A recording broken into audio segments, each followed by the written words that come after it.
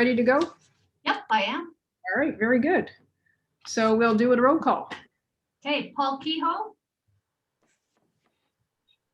I thought I saw him really. Oh, there you are. Present. Thank you, Paul. Andrew Tennant, we're still waiting for. Jeff Atkinson, I'm here. John Inglis, Here. Roxanne Darling. She's still waiting. Kirby Thompson, Yes. Bill King, Present. Cindy Kelsey, Faye Campbell, Present. Krista Lowry, Present. Bev Holmes, Phil Sweetnam,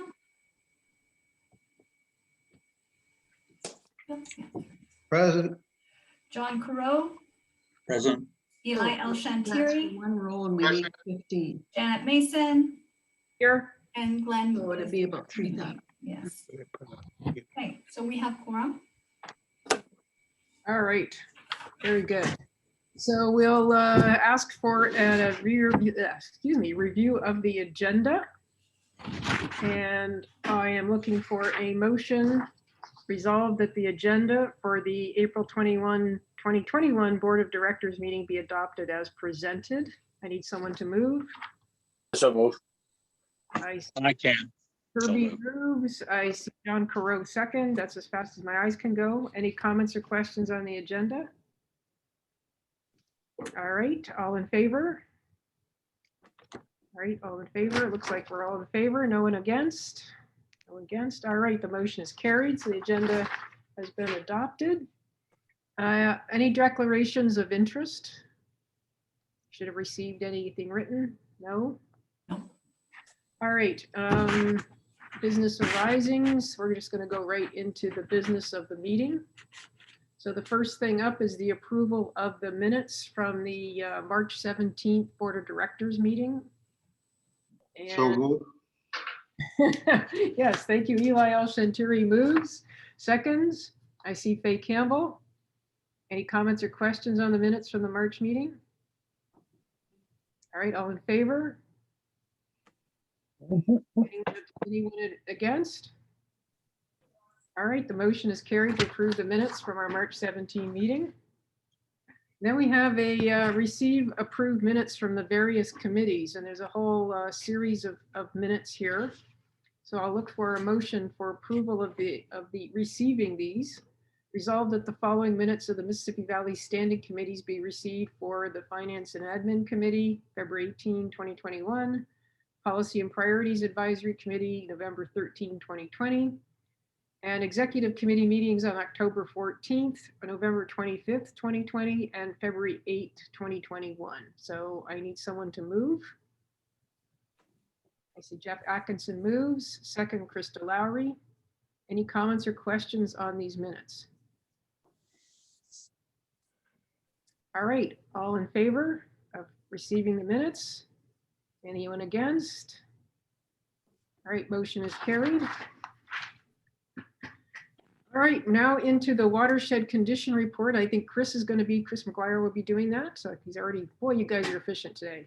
Thank you.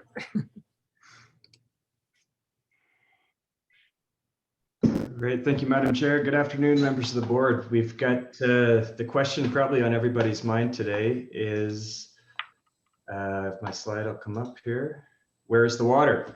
So if you remember in March, we were going into the spring with average snowpack, and we had below average freshet or spring peak in the upper watershed. And now the reason for that is sublimation. It's when the snow and the ice goes directly from a solid to a gas, and we don't see that runoff. The picture we've got up on the screen right now is actually a close-up of snow sublimating. So you can see how it's really crystallized. There's not a lot of slush or wet, and it's just going directly up to the atmosphere. The second half of where we're at is precipitation. Now you can see the blue bar, that's an average year. It's up in the 74.5 millimeter range. The orange is where we're at right now. So we're just under 20 millimeters, and the gray is what's forecasted. Now, if anybody remembers 2016, you'll know in a drought, the rain's always 3 or 4 days away in the forecast. So if we had received all of the rain forecasts this spring so far, we'd probably be closer to average. But so it's just this gray. It's a nice sign, but it's not guaranteed until it's on the ground, sort of thing. So current conditions, the unusual thing this year is we operated the dams a lot earlier than normal and a lot more aggressively than usual. So what that looked like is often dry logs were installed in those hard to fill lakes. We can see a picture of the Kashwakamak Lake Dam here. We've got, you can see the dry logs from the upstream view. And it's just, we do this so we can really catch every drop, and we're really doing our best to get everything to summer target. Right now, most lakes are at summer target. The exceptions are Kashwakamak Lake, Mississauga Lake, Big Gull Lake, and Crotch Lake. Now, Kashwakamak Lake is slowly filling up now that upstream Mazenah and Shabamika are full, so it's slowly making its way up to target. Mississauga and Big Gull Lake are 2 lakes with no tributaries and very small catchments, so it's really important that we get rain on those lakes because they don't have the inflows that a lot of other lakes have. Crotch Lake is a reservoir lake, and it's slowly filling up. And we're being really cautious with how much water is going through High Falls just to make sure we get that target up, and we'll have those flows through the summer. The main Mississippi system flows are generally below average from top to bottom, but we're not in a drought condition yet. So what do we do when we get these kind of conditions? The important thing is to have our dams really nice and tightly sealed. You can see this is the Shabamika Lake Dam. It's got a tarp in it to help reduce the flow. This picture was taken, I think, just over a week ago now. So you can see this nice tight seal has played a big role in getting that lake up to the level it needs to get to. And as we capture all this runoff, there's a few exceptions. Obviously, the fish are spawning right now once the water temperature reaches that 8 degrees. So some dams are passing water, but it's the minimum flow according to the Mississippi River Water Management Plan to promote that fish spawn. So coming up, looking into next month, without significant precipitation, the next step will be to declare a level 1 low water condition. Long-term forecasts are calling for a dry May and June.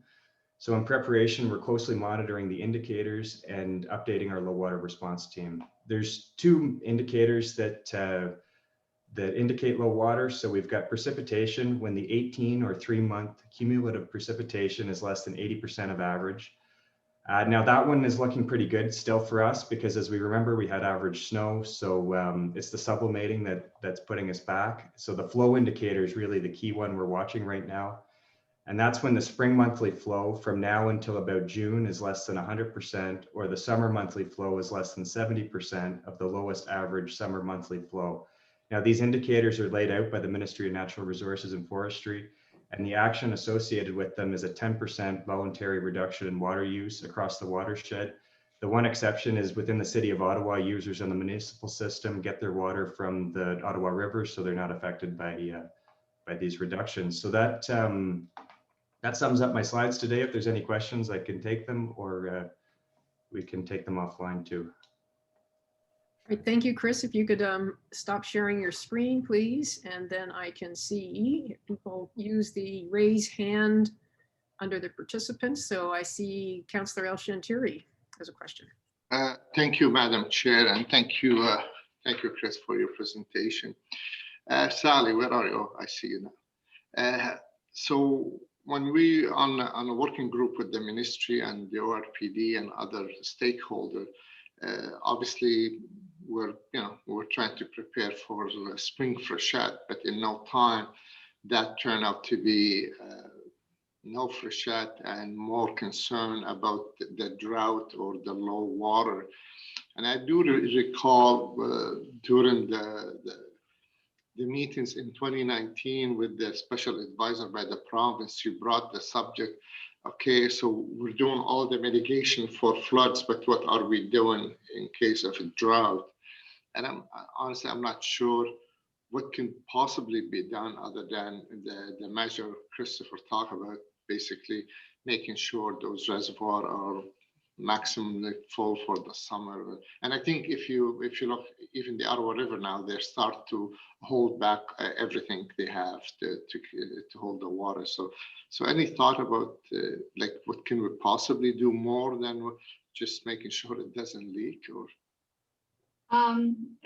Through you, the chair, that in general, I think what we need to be doing on the Mississippi in particular is collaborating amongst the municipalities so that we collectively know where the priority water needs are and how they'll be met. Because as we move through drought events, often you're managing the system and you're able to get by if everybody conserves a bit. But what I'm concerned about is those extreme drought events where potentially municipal water intakes are threatened, or where the sanitary sewer discharge no longer, the receiving capacity of the river is no longer able to accommodate those wastewater discharges from Almont and Carleton Place, for example. Or where we're not able to meet the absolute minimum flow requirements set out in the water management plan. And so I think, this was an issue that we identified in the watershed plan that we're going to be bringing to you at the next board meeting. But, through that whole process, this is a project I think we collectively, all the municipalities in the watershed, need to be looking at and having that open conversation about what are the priority needs, and in extreme conditions, where are we going to be putting that water? Part B to that is that, and this came up at our last public advisory committee meeting on the watershed plan, was the need for us to update the water management plan, which is the plan that's done on the auspices of MNRF with all the hydro producers, to look at the impacts of climate change on flows and how we manage the system going forward, because that plan was very much backward looking and not so much a forward looking conditions planning and forecasting and the like. So we really need to crack open that water management plan, do some of the predictive analysis to see the impacts of climate change on the watershed, and then have that conversation I was speaking of. okay, thank you, Sally. Thank you, Madam Chair. All right, John Corot. Thank you, Madam Chair. Also at the last Public Advisory Committee meeting, the issue about managing expectations came up. And as Sally can certainly confirm, over the past several years, we've been on a bit of a roller coaster between floods and droughts. And it has raised questions as to, well, can't you manage the system better? And fundamentally, it is about having to explain there's only so much you can do with Mother Nature. All right, if you two could lower your hands, please. Are there any more questions and comments? Otherwise, we'll move on then to the next item on the agenda. And that is, yes, the report from the Conservation Ontario Council meeting. The report was included in your package. I don't really intend to speak to it unless if there's any questions and comments about it. Happy to address them. Questions and comments. So there you go. I guess we'll move on then to the next item, and that is the report on the Milliken-Tail Museum Special Advisory Committee.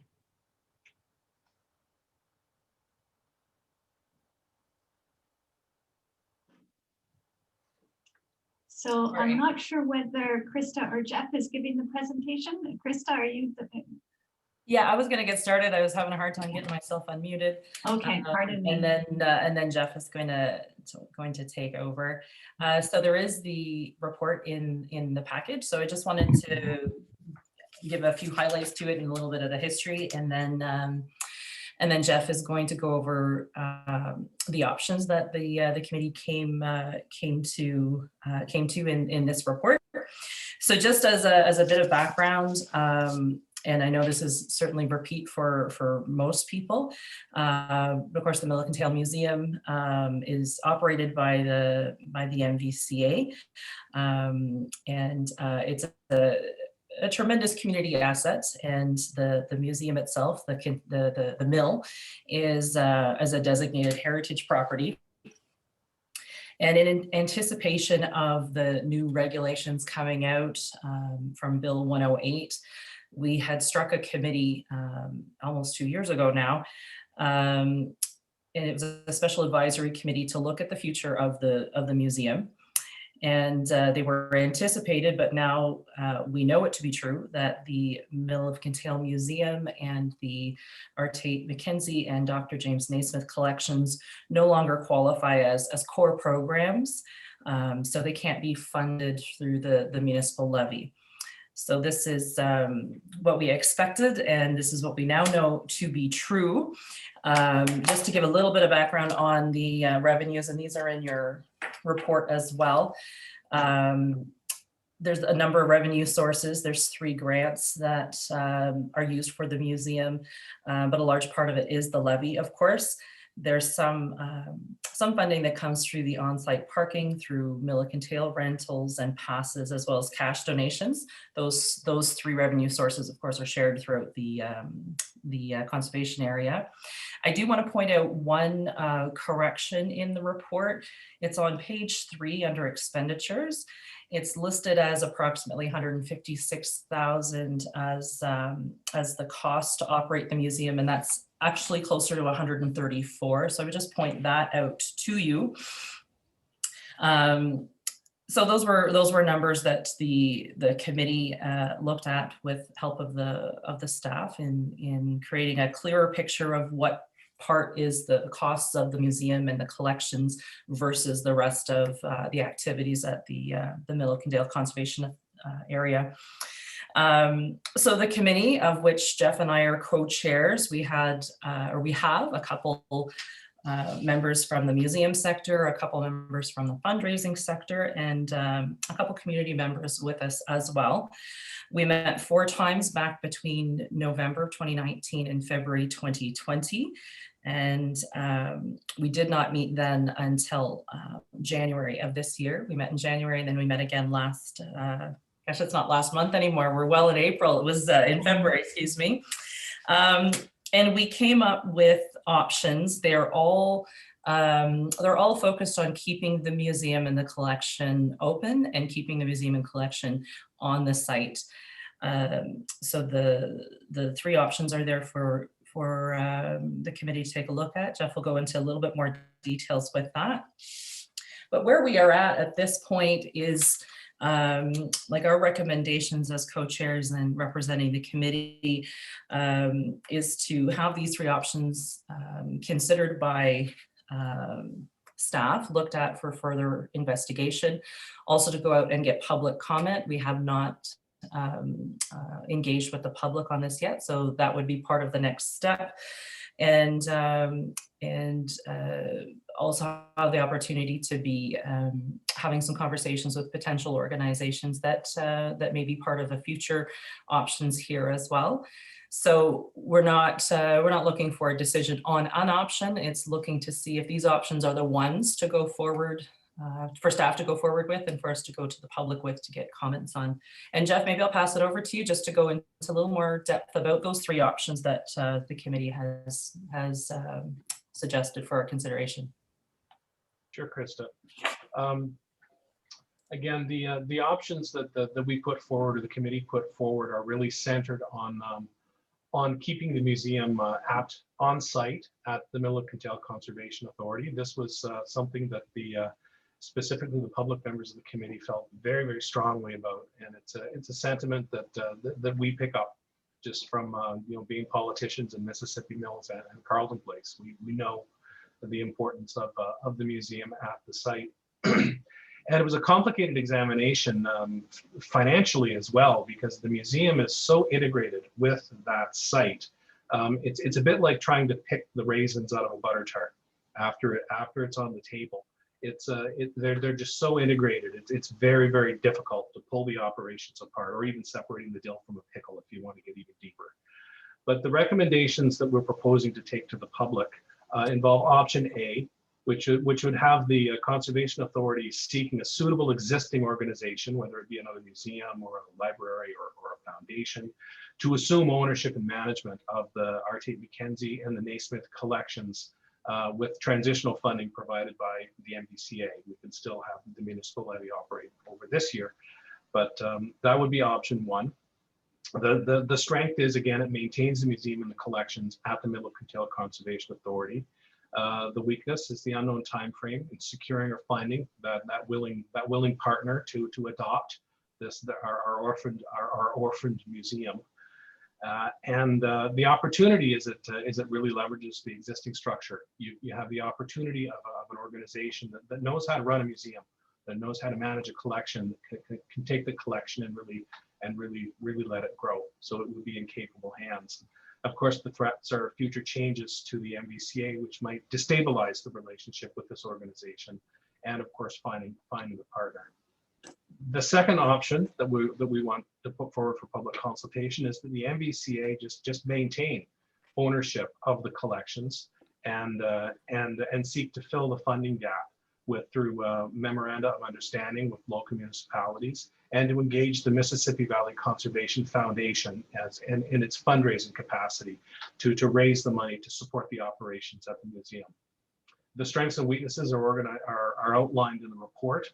Of course, the weakest part is the capacity of the foundation to actually engage in that level of fundraising and in its current state, and the precarity of having these up to 11 different MOUs to recover what is in effect $130,000 a year that would be required to keep the museum in operation.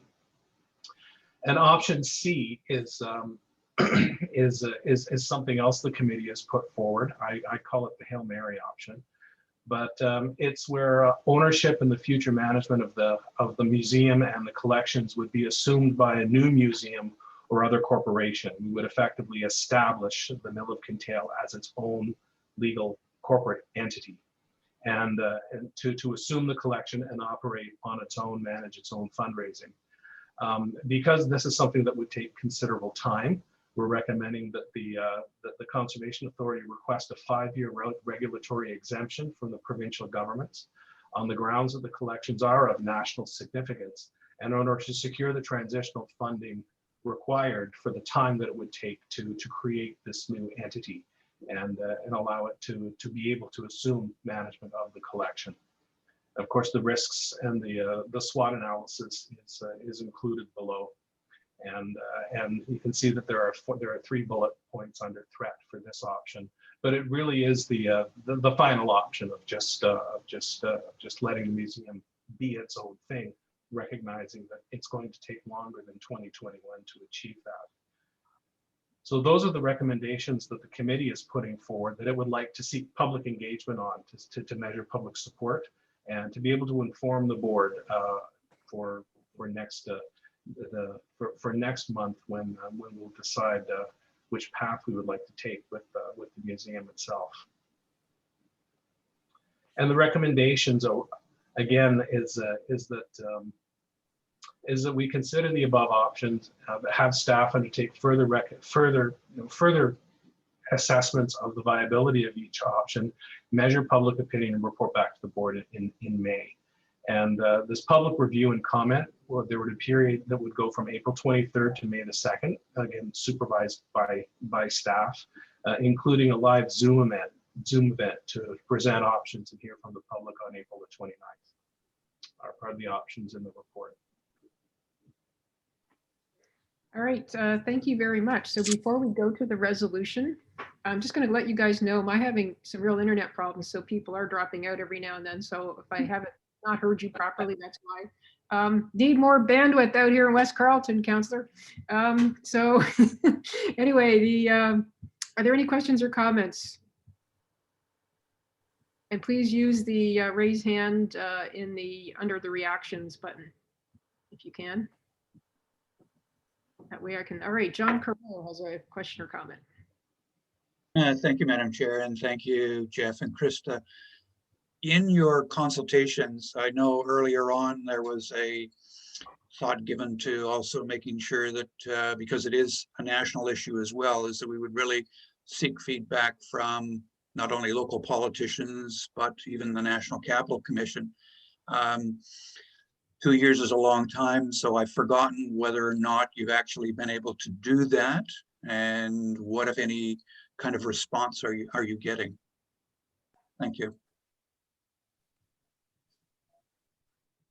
The NCC specifically isn't an organization that we had reached out to, and it's not to say that that can't be part of what staff do at this point. There were some opportunities to discuss with, I'm trying to remember the organizations we spoke to now. Basketball Canada, whatever Basketball Canada is called. I'm not using the right title, but anyway, that organization, as well as I'm totally blanking on the names that we had talked to, Jeff, or that I had talked to. I went to Toronto and spoke to Was a it few different Sports, Sports Canada, was it? No, it was like the National Basketball. I can get the names and send it to council Yeah. or to the board if you'd like, but there is the National Basketball Association. The There's money people behind Yeah, the basketball. money people. There's the sister organization in the United States, and we have the Canadian version here. That's a group that I had made contact with. And if you recall, a year and a half ago, when Naismith was given a Walk of Fame recognition, there was opportunities there to make some connections with the basketball world here and in the United States. So it's not work the committee has done specifically, but it's some connections I've tried to maintain some relationships with. The Canada Walk of Fame group themselves are quite interested in trying to support, but that's more on sort of the fundraising side. Having an event, something like this. Of course, COVID really, put a pin in that, but the NCC though would be a really good one for us to reach out to at this point in our process though, I think, John. All right. Phil Sweetnam. Yes. What is the minimum that you think you could operate? Like you asked, possibility of a subsidy or substance from MVCA. What's the sort of minimum that you'd need to do that? You need a whole $130,000 of budget, or can you think you'd rely on others to come up with some of that interim funding that you might need? The 136 is what we've pulled out. It's a lot of that is also integrated with the operations of the site itself, and same with the revenue streams.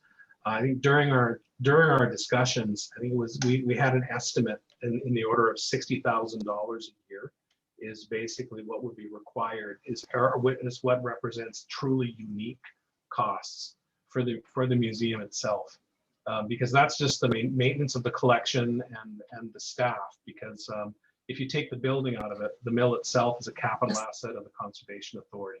So it's complicated, but I think if you're looking at around 60,000-ish a year, that would allow us to maintain the museum operations exclusively.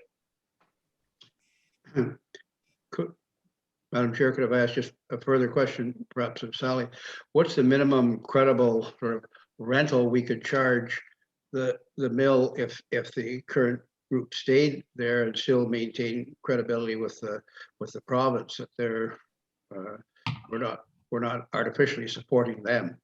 I mean, I'd like to offer more support, but apparently that's not within our bailiwick to do without these memorandums of understanding. So if we were to say the bill is going to continue, the Mississippi Valley is going to continue to offer them sort of space on a rental basis, is that something you or your staff could look into to see what would be a credible figure to charge, so that we don't look like we're scamming the system, but still offering some support for our longtime associate? Thank you. All right.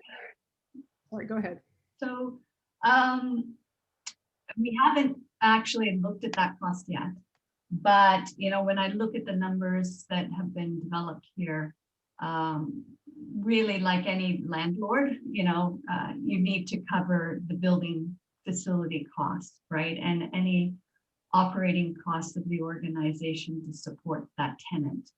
So strictly on a minor capital and major capital for that building, in the past 5 to 10 years, we're looking at in the order of $10,000 a year, just to keep that building, you know, in proper shape. And then assuming the, you know, 23,000 to keep the lights on, right? And whether or not, you know, so if you just pull the compensation side out of it and say, okay, the museum is on the hook for the compensation and management of the exhibit and everything sort of inside the building from a operational perspective. And that MVCA is at least upfronting the cost for everything else. It's up for the discussion of the board, quite frankly, of how much it feels comfortable asking for recovery of those costs from whatever entity is managing the collection.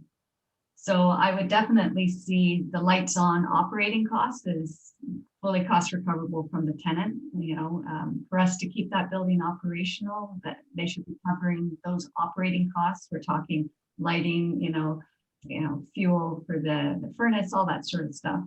I think the minor capital, which is what keeps the building looking fresh and presentable and all that sort of stuff, similarly, would be the kind of thing that I think would be cost recoverable from a tenant. But when you talk about major capital, like when we put in the fire escape, replacing a roof, you know, those sorts of major life cycle replacements on the asset, well, then I think at a certain point, that's where maybe the board might want to have further consideration of those and decide how much of that MVCA wants to take on as the owner of this major capital asset versus put on to a tenant. So in short answer, I think this is for future discussion and part of the analysis that we need to do. But I hope that serves as an interim response. It's a pretty good start. Thank you. All right, I'm going to read the resolution. It says resolved that the board directs staff to carry out a public consultation program for the options set out in this report and undertake further investigations to assess the viability of the options contained in this report and report back to the board with findings and recommendations. So I need someone to move. I see Jeff Atkinson moves. I see Bev Holmes second. Any final questions or comments? All in favor? Anyone opposed? All right, the motion is carried. And I just wanted to note, I see that Councillor Gower has joined us. I don't know if you want to, yes, and Bev Holmes has joined us. I don't know if anyone else who was missing, no? Okay, has joined us. All right, on to our next topic. This is the a couple of items that have come out of the Policy and Priority Advisory Committee report. And this is the first one is on the use of a consent agenda.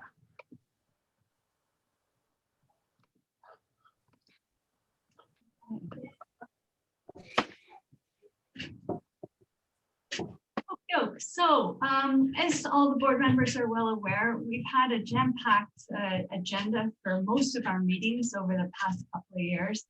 And it has become an issue because often we've not been able to get to certain items, typically at the end of the board meeting, or they're very rushed. And so the question has been raised, you know, are there some approaches we can take to help mitigate this?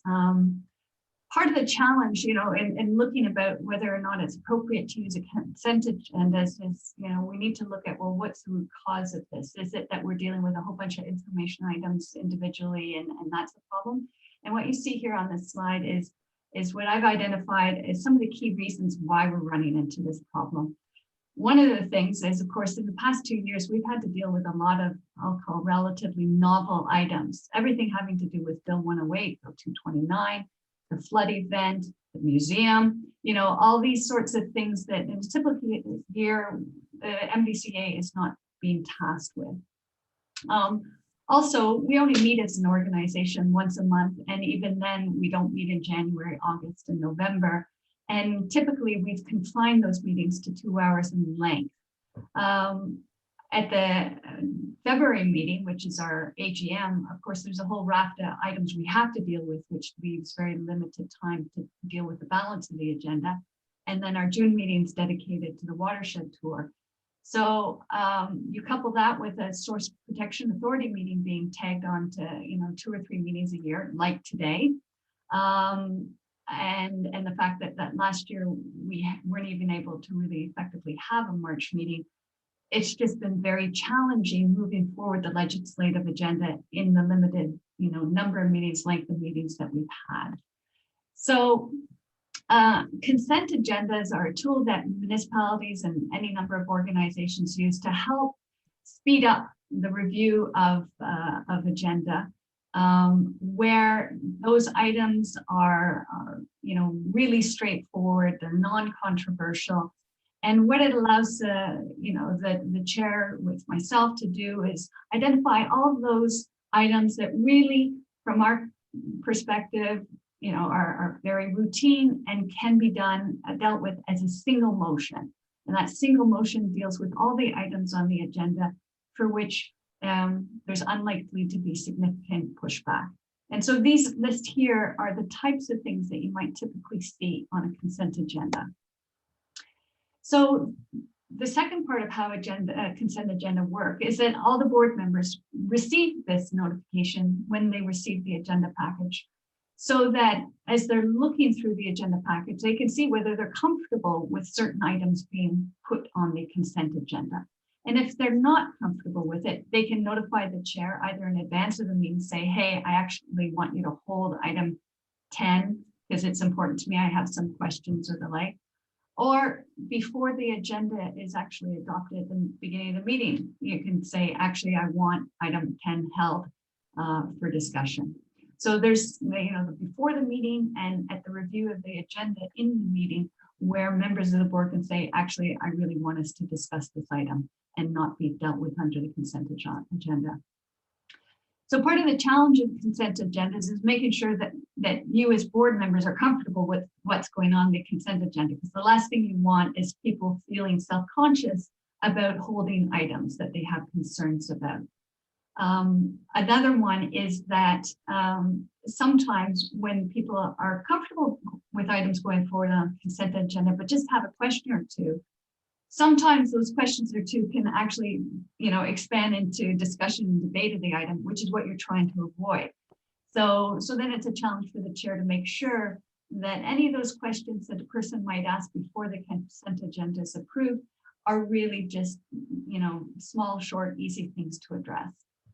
And then lastly, and this is a concern of mine in particular, is that some of the items that we would be inclined to put on a consent agenda are often those information items that staff present on, where they're given an opportunity to talk to the board members about the work that they're doing and go maybe a bit deep dive on some of the things so that they know that you understand and that are hearing about the work they do, and you have the opportunity to ask them questions.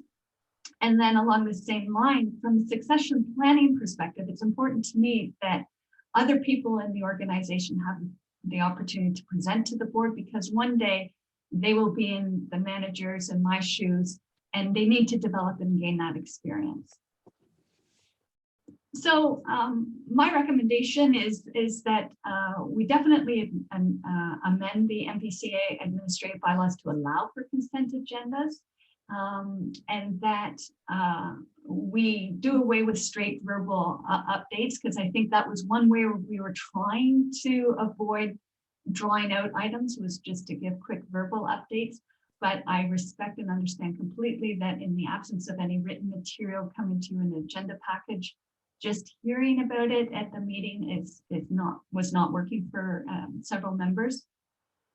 I had recommended that we potentially consider doing away with the watershed tour, but as you'll see in the motion being brought forward to you today, the Policy and Priorities Committee voted against that, and so actually I meant to remove that here.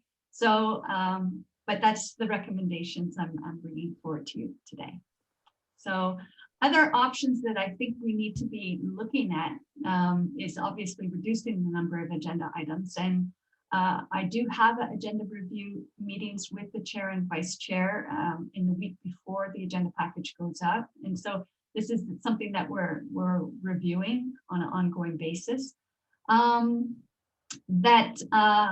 We consider changing the duration of board meetings. And in particular, I think where we have meetings like today, where we have this Source Protection Authority meeting, I think we really need to consider adding another 15, 20 minutes, or maybe even as much as 30 minutes to those meetings to give Marika and her colleagues the time and space they need to present and make sure we're not, compressing our own items to allow them within that 2-hour frame.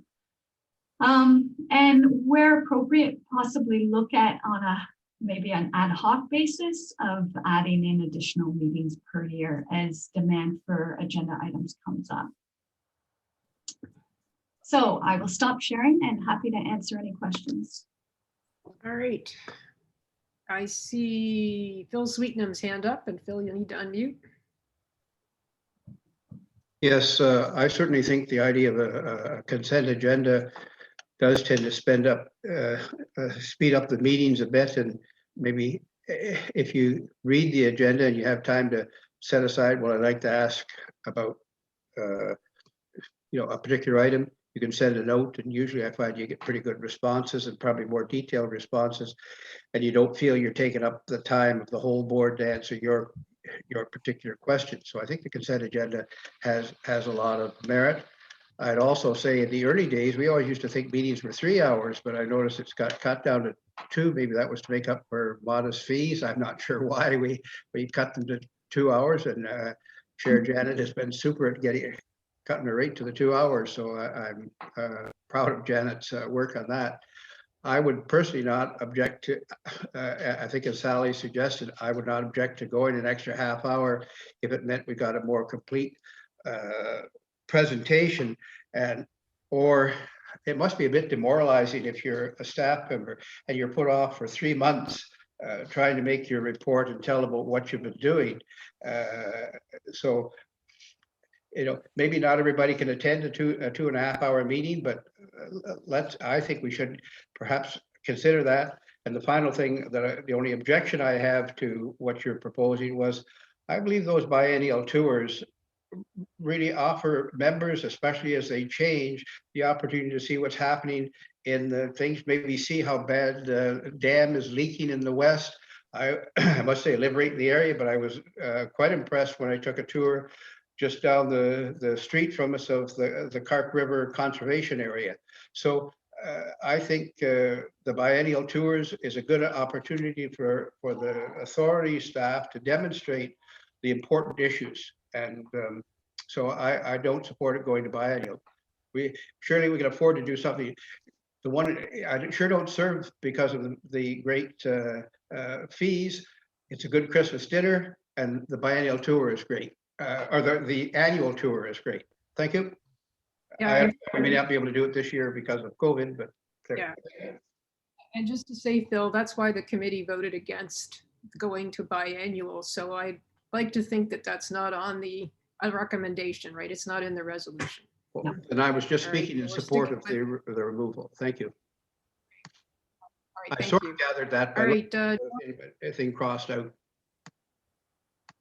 Yeah, no, I'm just saying, I supported the same reasons for keeping. So John Inglis. I just wanted to point out that when we discussed it at the committee, I am not in favor of a consent agenda. And I think there might have been 1 or 2 other people who felt the same way I do. One way of handling too much time at meetings is this report, for example. Sally, we got a very detailed written report. I'm not sure it was necessary for you to additionally give us a full verbal report. I mean, the assumption should be that board members read what they get, understand it. I think time could be saved. It seems to me there's a bit of duplication happening fairly regularly now because we do get good reports. The problem for me with a consent agenda is that it takes a proactive approach on a board member to bring a single issue forward. And we do this at council meetings in our communication section. You see something you're interested in, you ask that it be brought forward individually, but then at the meeting, you have to explain, well, why did you bring this forward? So there's a reluctance that I feel, and I think other board members might feel, to bring a single issue forward, because you have to explain to the whole crowd why you did this. Great. Any more questions and comments? I do want to say that the resolution is simply going to allow us to use one, and we can try it out. And we can see how it goes. And if board members aren't comfortable with it or want to change it, that option will certainly exist. And I guess what I would also be looking at is whether, and this isn't to say that all meetings need to stretch 2.5 hours, but are there some members who would be, if given advance notice that a meeting would likely take 2.5 hours, I'd like to also hear from members on whether that would be acceptable. But before then, I see that Bill King has his hand up. So Bill. Hi. My comment is that I do support the consent agendas. I've sat on a number of boards of directors and have used this in the past, and I found that the best meetings were the ones with the consent agendas.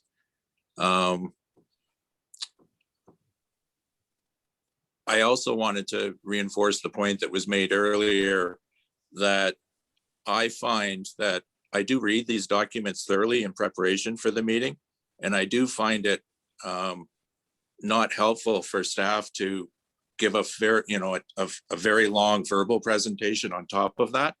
I would like to have more discussion amongst board members and less of a simply staff talking to board members, because as I say, I've read the document, I know all the facts and figures, and I understand it, and I would have sent a question in if I didn't.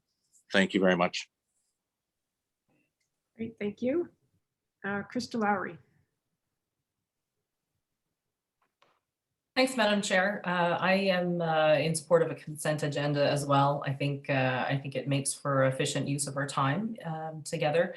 To your question about time, I don't have an issue with extending our meetings to 2.5 hours if that's going to help get through the material. There is a lot to discuss and to look at, so I don't have an issue committing a little more time to make sure that we do that well. And it's been mentioned a couple times now about, we have fulsome reports in our agenda packages, and then there is the presentations as well. And maybe that is a little redundant because it is on us to ensure we've all done our due diligence in preparing for the meeting. So I do think it's helpful to have certain things perhaps spoken to or highlighted out of reports, but maybe that would be another way for us to consider kind of narrowing the beam on how we're spending our time together. Thanks, Madam Chair. Thank you. John Carreau. Thanks, Chair. I do like the direction the resolution is going, even though I have questions about a consent agenda approach. I'm certainly open to giving it a try. And as you said, if it doesn't work, we can always revisit it and come back. In terms of presentations, I like what Krista has just said. I think often, even after you've read the report in advance of the meeting, having a quick executive summary is still helpful from a presentation point of view. And it prods all of us, I think, a little to gather our thoughts again and say whether you wish to comment or not. And I'm certainly open to additional time. I do like your suggestion, however, if people can get a heads up in advance, that would be helpful. Thank you. Yeah, a heads up on it, on a meeting being longer than 2 hours, right? Yep. Yeah, I think that is an option that we could pursue, because there are some, and I know that will be coming because of regulation changes where we will need more time to discuss issues. Absolutely. So if that's an option that we can propose, and we wouldn't do it for every meeting, at least that wouldn't be the intent. So any more comments or questions before we go to the resolution? All right, I'm going to read the resolution. Resolved that the board staff to draft amendments to the MVCA administrative bylaw to allow for consent agenda. Include item summaries or PowerPoints in board agenda packages for verbal updates. I need someone to move. Someone to move. So I see Paul Kehoe moves. I see Bev Holmes seconds. Any more questions or comments? All in favor? Any against? All right, the motion is carried. And also some direction to Sally on the presentation of PowerPoints and whether there can be a shorter summary, I think, in the future for what, rather than repeating everything that's in the written report, to sort of give board members more time for discussion rather than review. So that's more direction from the board. All right, thank you very much. All right, so now we're on to committee structure and mandate. So picking up on that then direction, I'll forgo the PowerPoint and I'll just say that the purpose of this report is to, we're going through a lot of regulatory change. We're doing a strategic plan. We're moving forward with a watershed plan. And so the organization, our focus, our direction and everything is in a bit of state of flux. And it's an appropriate time for us to look at our committee structure and determine whether or not our current committee structures are going to meet the needs of the organization going forward. And so what this report is asking is whether or not the Policy and Priorities Committee has the authority to do that. And when we looked at it, we felt at the committee level that clarification was needed. And that's what this motion is looking for from the board. All right, open for questions and comments. Okay, I think Faye, yes. Recognize Faye Campbell. Okay. I think we should show the different committees that, didn't we have that set out what committees would be formed? So if I may, Chair, so there's the existing standing committees we have, and they're listed in the report. The one that failed to get mentioned in the report, but was in the PowerPoint, was the Public Advisory Committee for the Watershed Plan. So we have, Finance and Admin, we have Policy and Priorities, we have the Museum Advisory Committee, we have the PAC, we have our Regs Committee, we have the Executive Committee. So the idea is that we would re-examine whether the types of committees, the mandates of those committees make sense on a go-forward basis. So it's basically stepping back and looking at those committees and saying, asking the question, is that what we need going forward?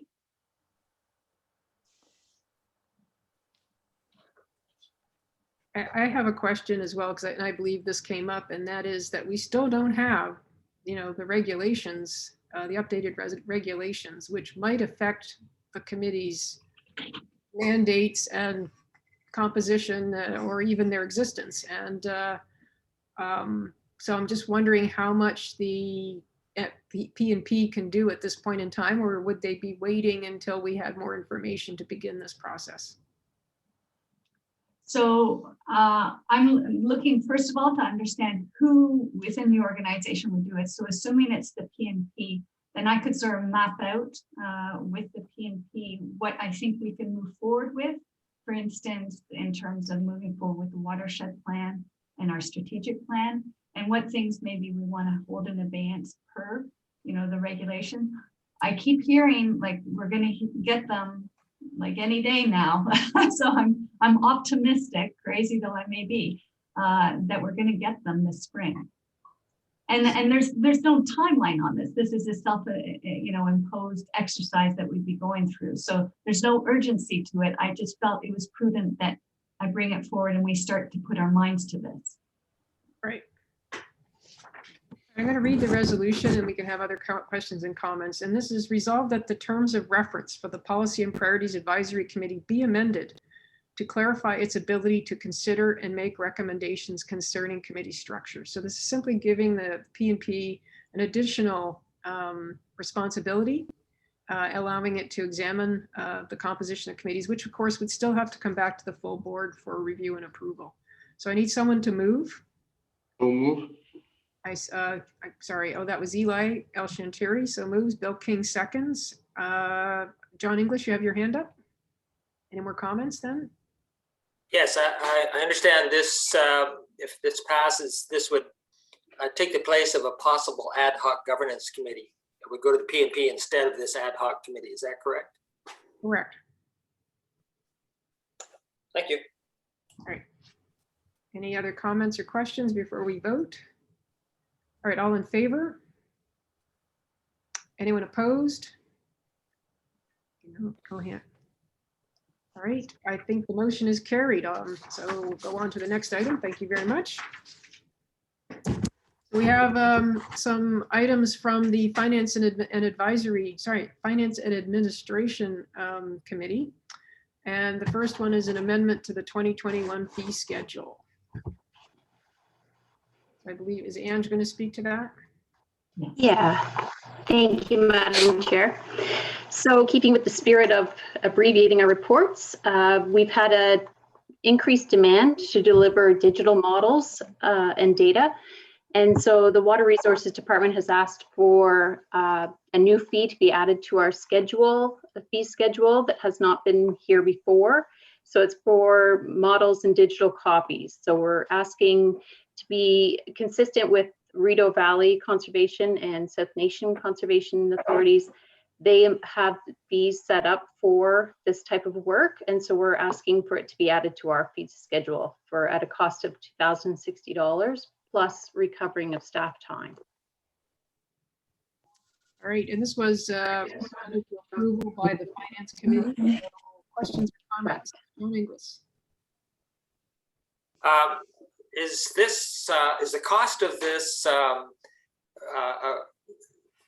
money that's already been spent, or is the $2,000 charge for money that staff has to put in now to satisfy this request now? Yes, sir. So the 2,000 portion would largely be for time and expenditures already incurred, likely through a capital account, because the modeling that we do is often funded through our capital, not our operating. So it's allowing us to recover capital funds. The staff time would be actual based upon the time required by staff to respond to the request, because sometimes the requests are very specific and we need to, assemble data in a manner that meets the needs of the user.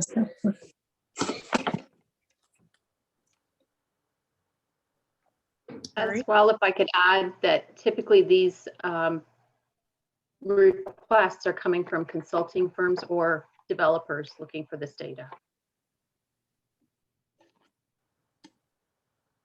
All right. So I'll read the resolution. Resolved that the board approve amendment of Schedule D of the 2021 fee schedule as presented. Need someone to move. Bill Sweetenham moves. John Inglis seconds. Any more questions or comments? All in favor? Any against? All right, the motion is carried. Great.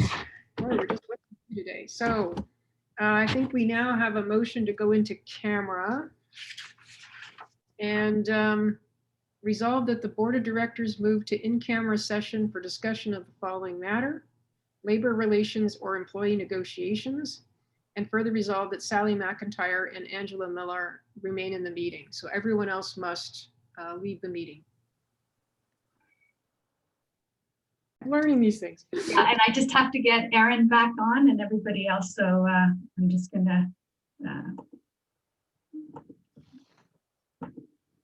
let them know that we're good to go.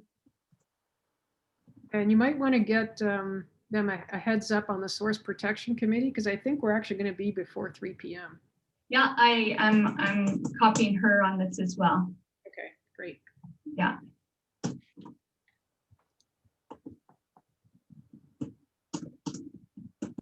Okay, So I've sent that out to everybody. All right, can we move forward then? Yes. Recording, yes, okay, good. So resolved that the Board of Directors adjust the wage ranges for the Director of Water Resources Engineering and Manager of Planning and Regulation as set out herein, and authorize the General Manager to implement increases over the next 2 years commensurate with performance. And 2, direct staff to return to the board with a proposal for how to mitigate workload pressures in the short term and succession planning requirements in the long term. So I need someone to move. Like to move that, please. Eli Shantiri moves.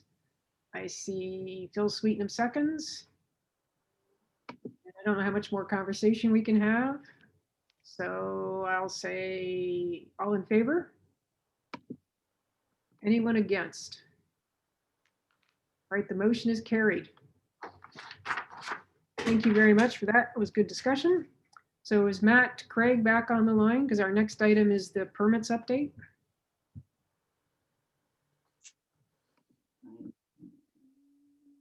Don't see Here he Matt. comes. I'm letting him in right now. Okay. There we go.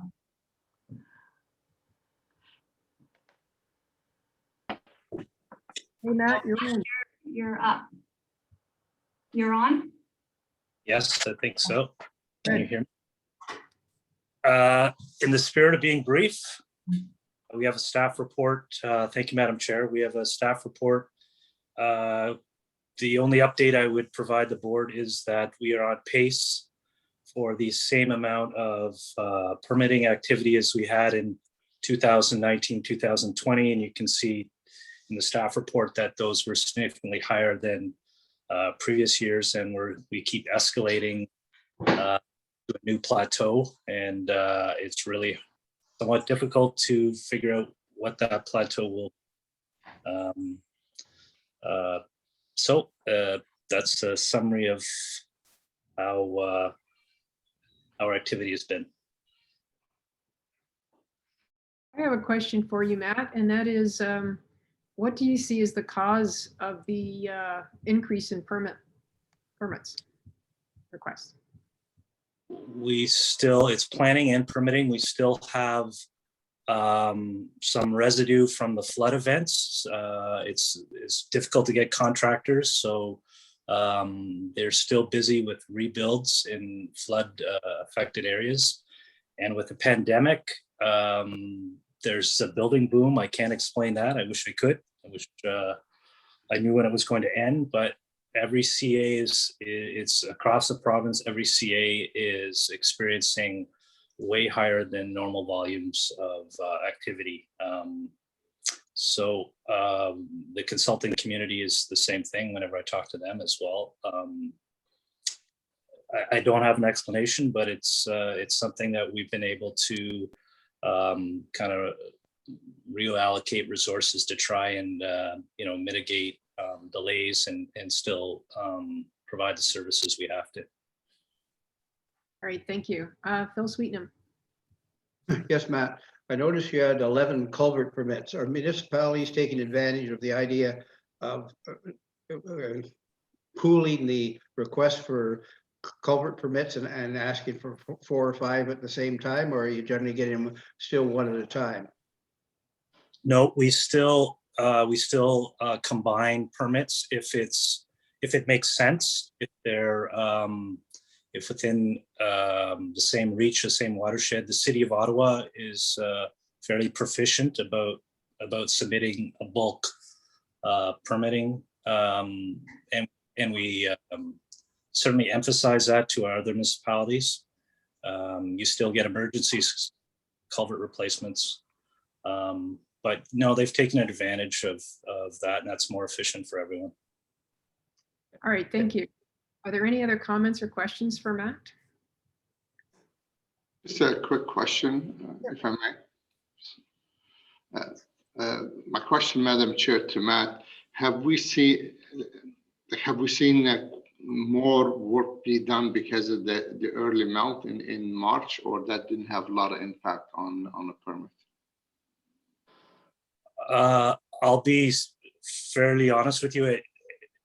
Normally there's a dip in January, February, and it was just consistent It does pick up inquiries, I would say, but not the actual permitting. It's just been consistent. I believe building permits throughout the watershed, just trying to keep abreast of what's happening in our municipalities. They're busy as well, and they're fairly busy for this period of time as compared to other years. Thank you, Matt. Great. Thank you, Matt. We'll move on to our final agenda item, and that is the general manager update report. So Sally. So in keeping with brevity, I'm happy to answer any questions people have regarding the report.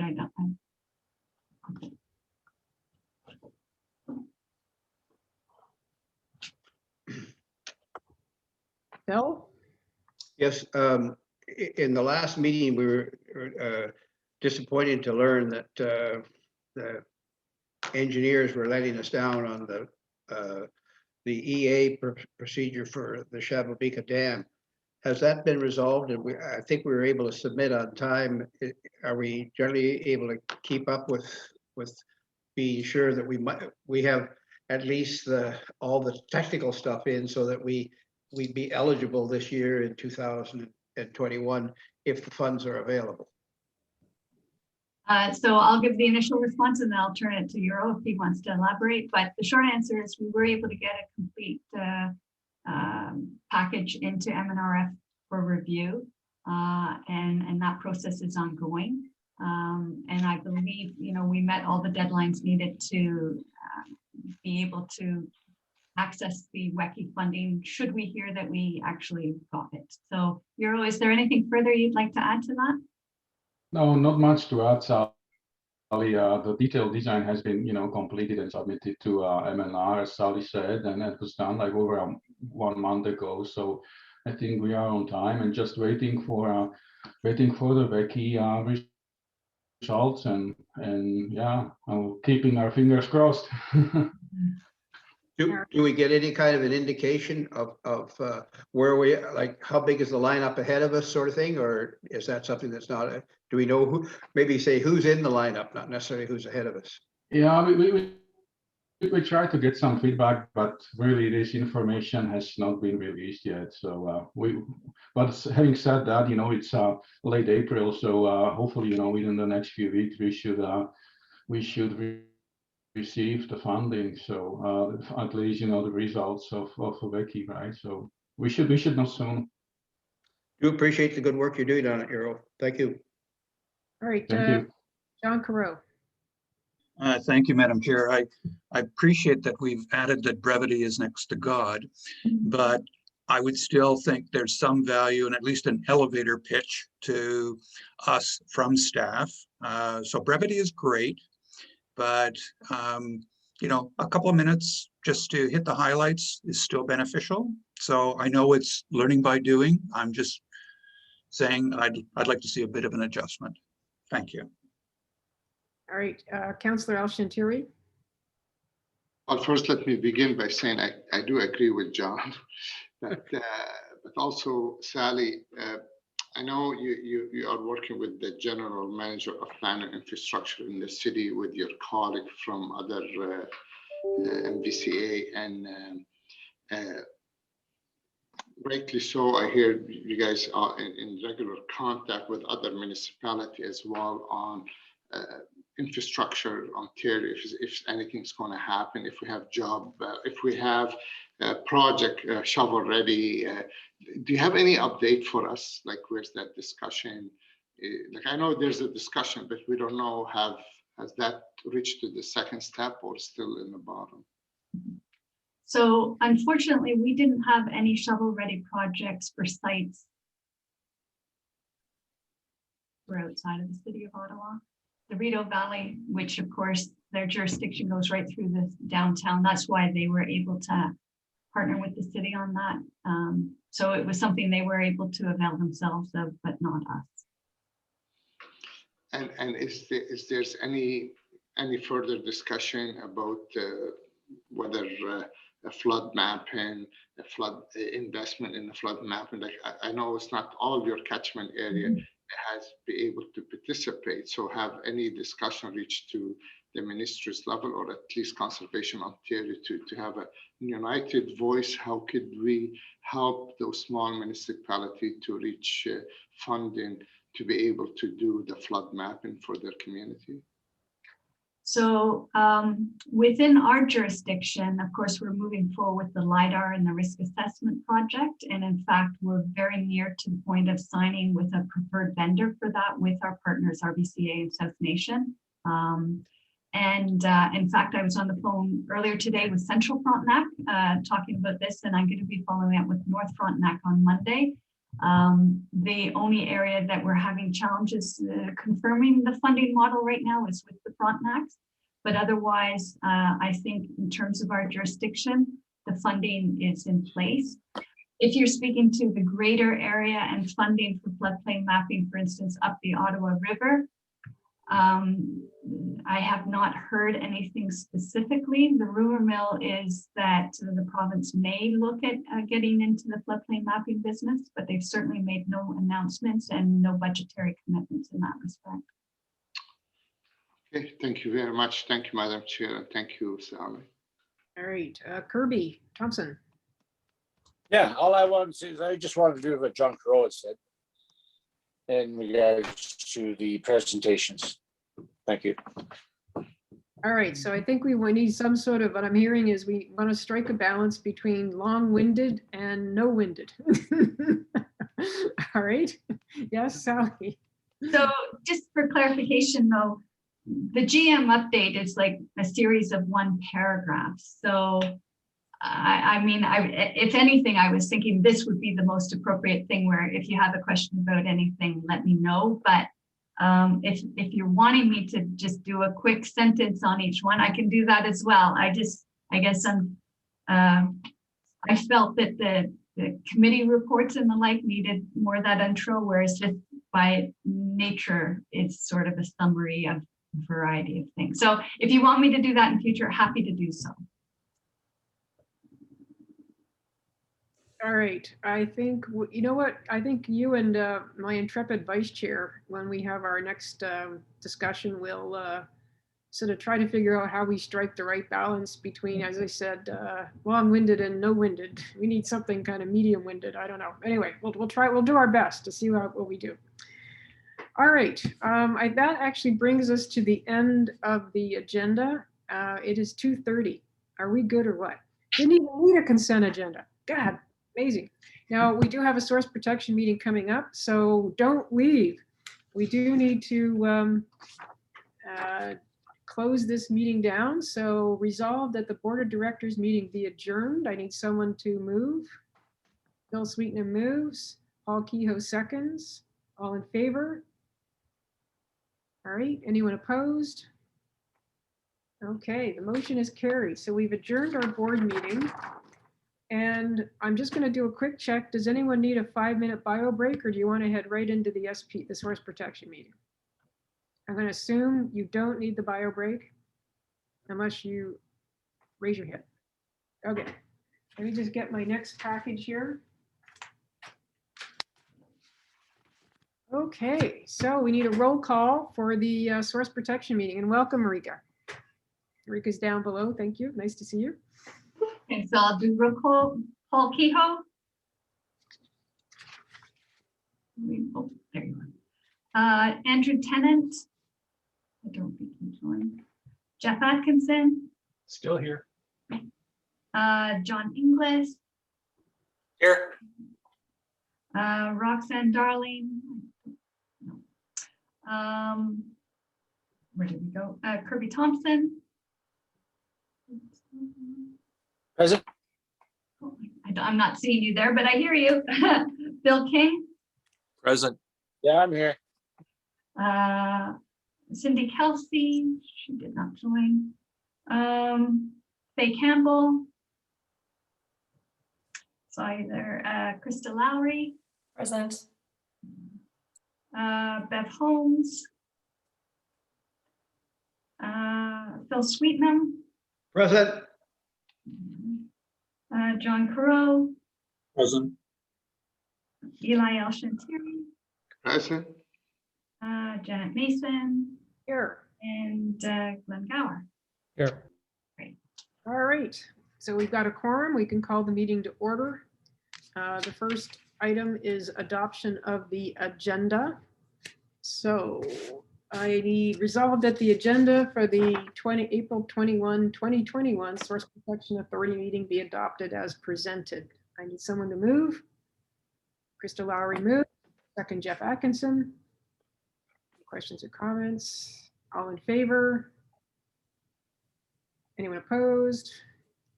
All right, so the agenda has been adopted.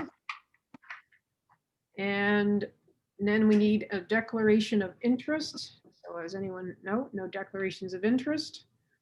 So now we go into the approval of the minutes from our December 2nd meeting. So resolved that the minutes of the Mississippi Valley Source Protection Authority meeting held on the 2nd of December 2020 be received and approved as printed.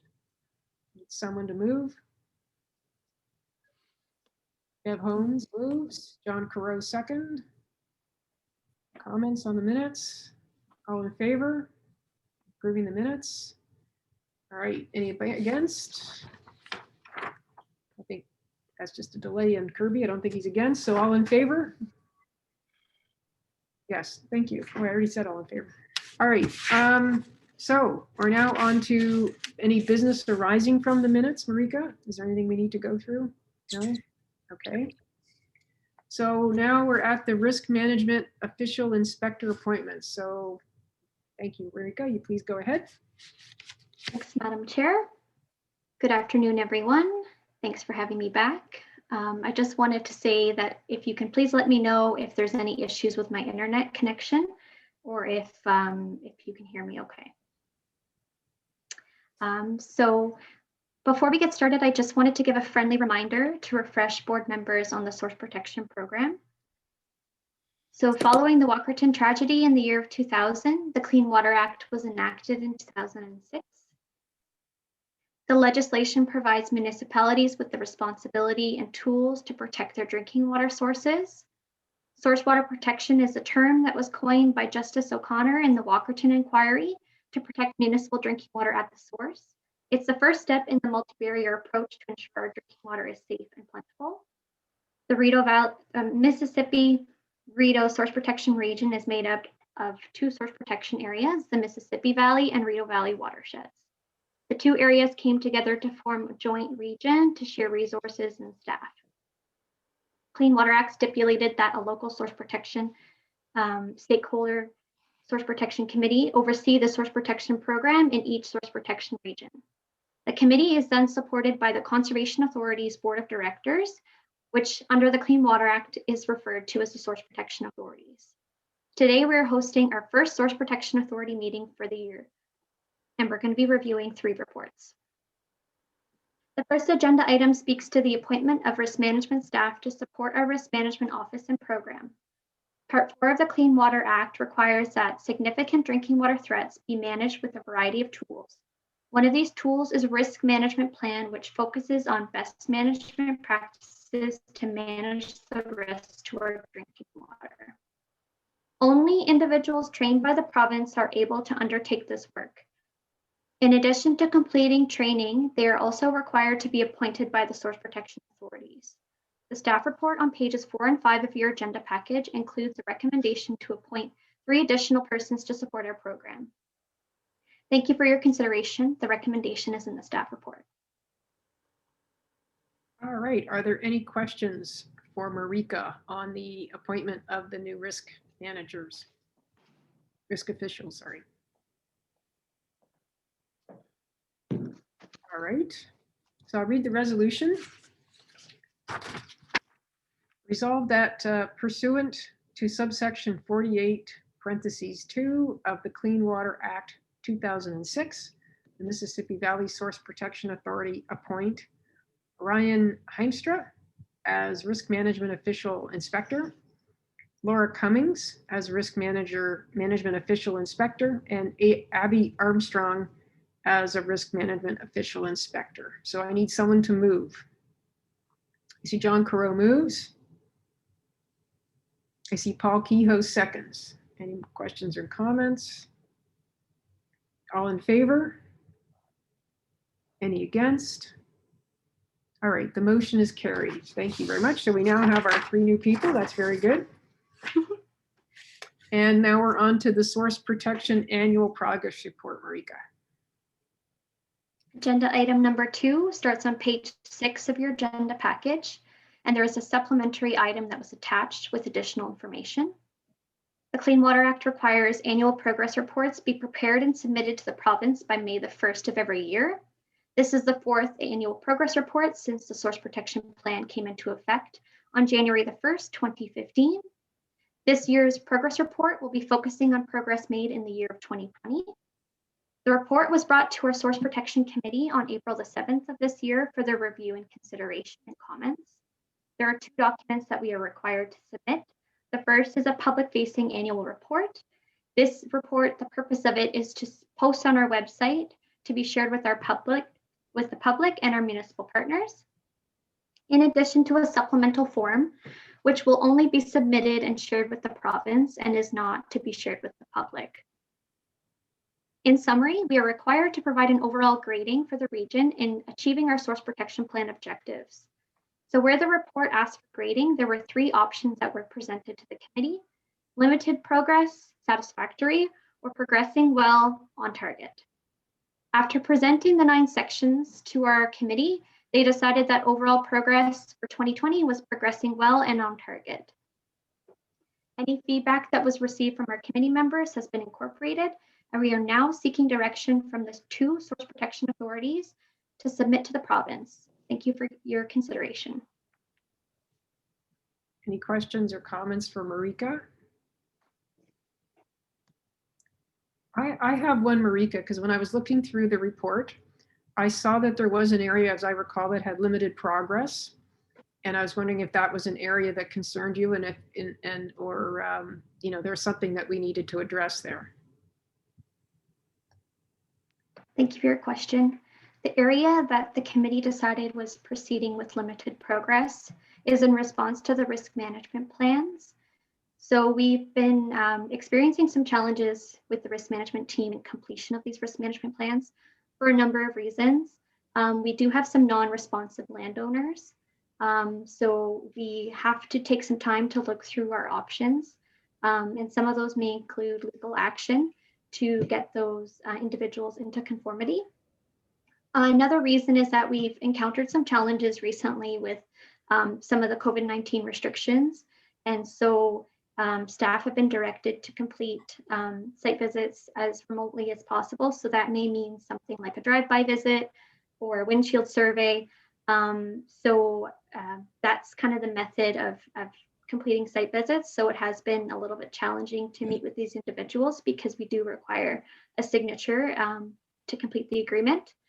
And finally, in relation to the pandemic, we have received some feedback from individuals that we've been negotiating with for a long time.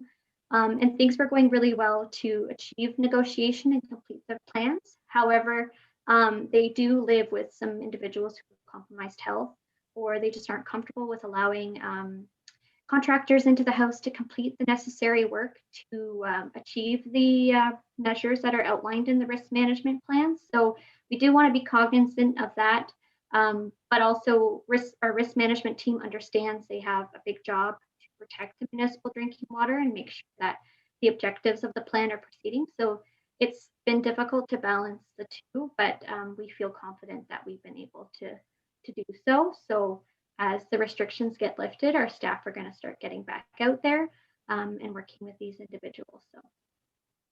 All right, and just before we go to John Crow, because you're not able to address some of these issues, are there any major risks to water quality in the watershed, to source water quality? Mm-hmm.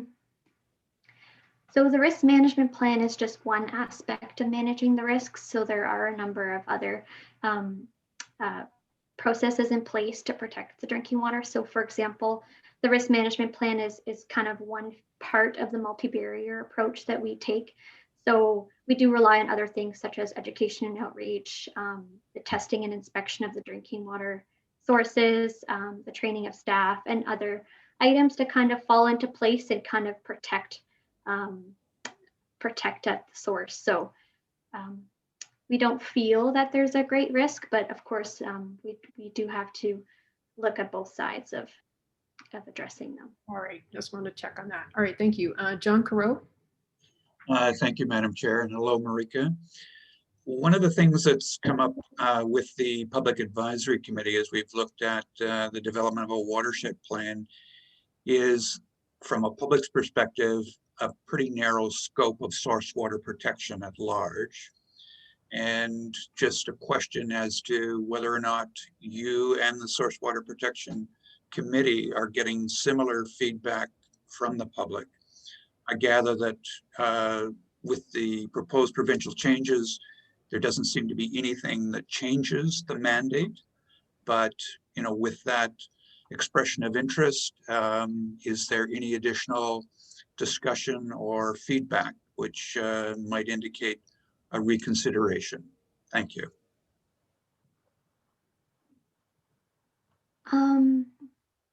So I'm not too sure, I guess, if the involvement from the public in our program is pretty limited, but we do try to share those resources with the public so that they better understand the program.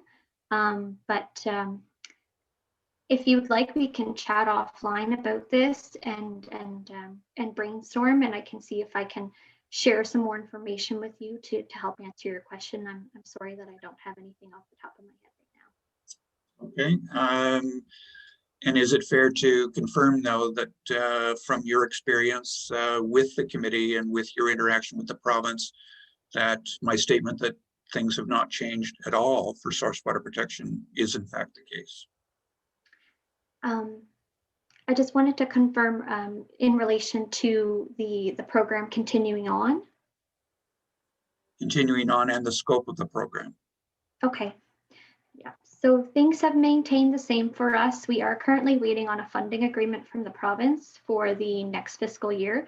So our fiscal years start April the 1st and they end March the 31st. So we don't currently have the funding agreement from the province, but we do have a commitment from them that things will be continuing status quo for us.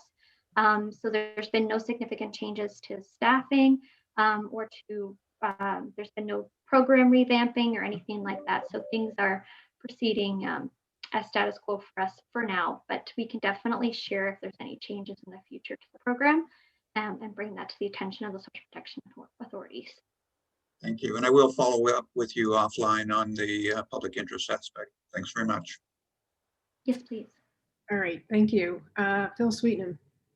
Yes, just a short comment, and that is, you know, in trying to get people to comply, I trust that you will be careful in if people are having difficulty financially and you sense they are trying to put it together, that you will be cognizant of that. If people are not following the rules because they don't want to, then you have the right to hammer down. But anyway, be cognizant of there are people out there that are having a tough time at the moment, and please be compassionate. Thank you. All right. And I think I'll read the resolution. Resolved that the Mississippi Valley Source Protection Authority, 1, receive the 2020 Source Protection Annual Progress Report, public facing report and supplemental form, including the Source Protection Committee comments and grading, and 2, direct staff to submit the annual progress report, public and supplemental form to the Ministry of the Environment, Conservation and Parks as required by the Clean Water Act and regulations. So I need someone to move. I see Kirby Thompson moves. I see Bev Holmes seconds. All in favor? Accept the reports. All right, anyone against? Oh, so the motion is carried. Very good. And now we're on to the extension request. Thank you, Madam Chair. The third agenda item is on page 8 of your agenda package. When we drafted source protection plan policies, source protection committees were tasked with establishing timelines for implementation. All policies have been implemented in accordance with their timeframes. except for 4 legally binding policies that are outlined in the staff report for you. There are a number of challenges outlined in the staff report as reasons delaying implementation progress. One being non-responsive homeowners and COVID-19 logistical challenges have proven to be the 2 main influencing factors delaying completion of these plans. In addition to our risk management plan implementation challenges, we are also experiencing delays with key work plan items. After the approval of a source protection plan in 2015, the minister included an order to prepare and submit a Section 36 work plan. This work plan is an opportunity to complete a comprehensive review and update of our source protection plan and assessment reports. We submitted our work plan in 2018, and we committed to submitting the complementing components to the ministry by December 2021.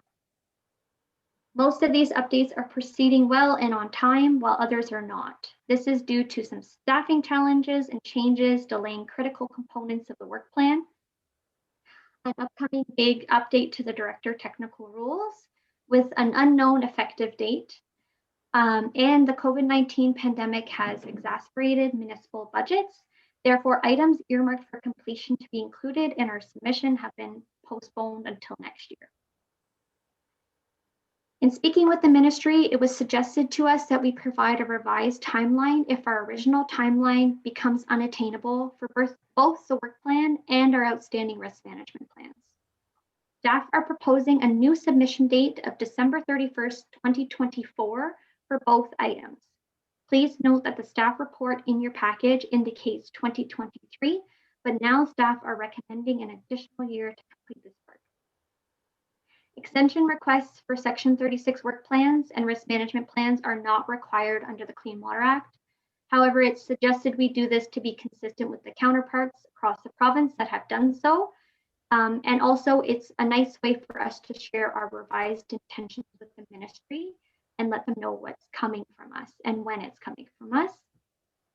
So our next steps would be that staff will submit this extension request to the address manager, and that we will share our revised intentions with them. Thank you very much. All right, and there's no motion for this, but there could be questions or comments. So anyone have any for Marika? All right, I think, sorry, yes, Faye. Yeah, you're on mute, Faye. There we go. Yeah, okay.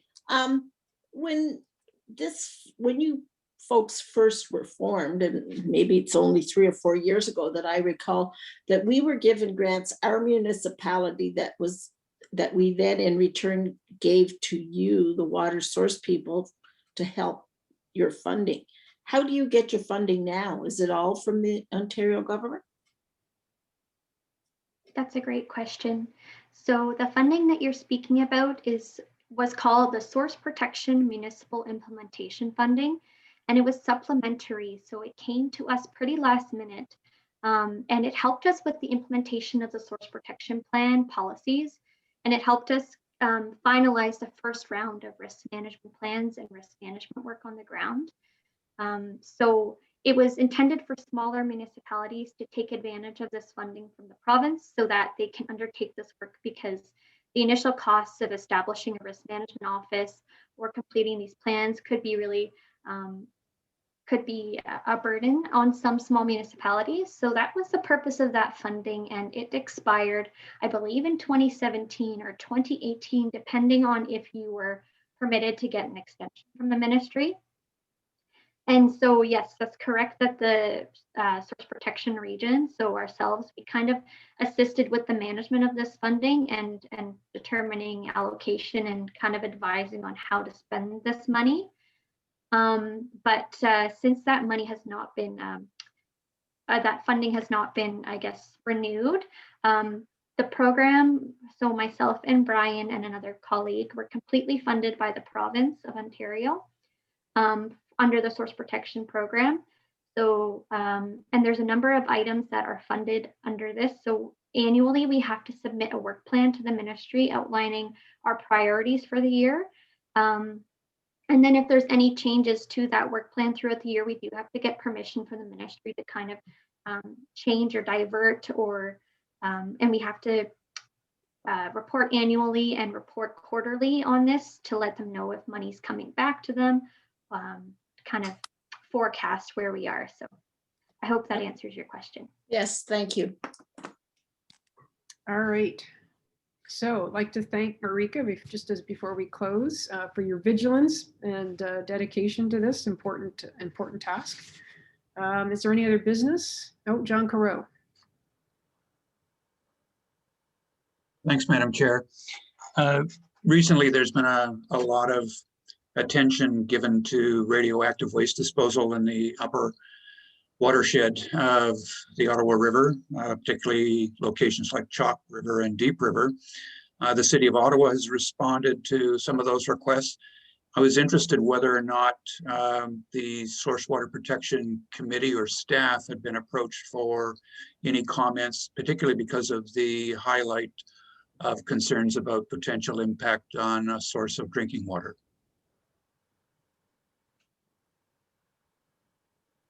So that's a good question. We've been working really closely with the City of Ottawa staff to keep an eye on this, and it was an item that was earmarked and highlighted by the Source Protection Committee back in the early years when they were drafting the Source Protection Plan, because at that point we didn't know if that would be considered a significant drinking water threat. But we've since learned that that those types of chemicals are not considered significant drinking water threats. So it's outside of the realm of the Source Protection Plan, unfortunately.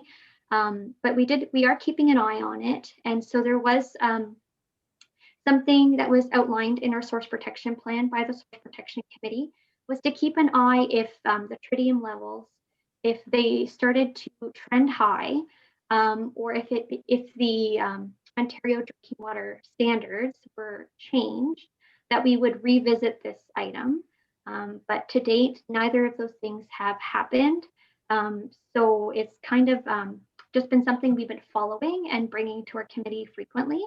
So at our April the 7th meeting, we brought this to their attention, just highlighting that they may be seeing this in the news or maybe following it closely.